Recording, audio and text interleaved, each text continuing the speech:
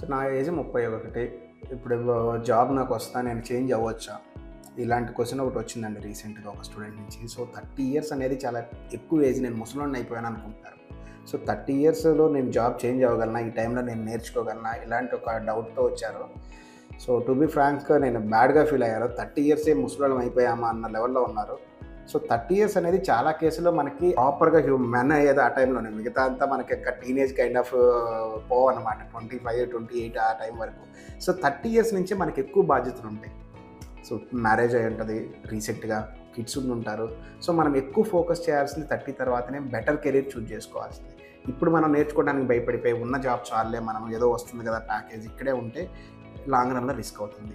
So చాలా కేసులు నేను గమనించింది 30 ఇయర్స్ తర్వాతనే వాళ్ళు ఎక్కువ కెరీర్ ట్రాన్స్‌ఫార్మ్ చేసుకున్నారు. లైక్ మార్కెటింగ్ నుంచి ఐటీలోకి కానీ, నాన్ ఐటీ నుంచి ఐటీకి కానీ, బీపీఓ నుంచి ఐటీకి కానీ, ఇలాంటి కెరీర్ ట్రాన్స్‌ఫార్మేషన్స్ మొత్తం కూడా ఈ 30స్ తర్వాతే జరిగాయి.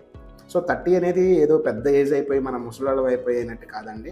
30 అనేది ఎంట్రీ లెవెలే. 30 ఇయర్స్ ఏజ్‌లో హ్యాపీగా మనం మళ్ళా కెరీర్‌ని స్టార్ట్ చేసుకోవచ్చు. హ్యాపీగా నేర్చుకోవచ్చు కొత్త స్కిల్స్‌ని అండ్ అప్‌డేట్ అయ్యి బెటర్ జాబ్‌కి వెళ్ళొచ్చు.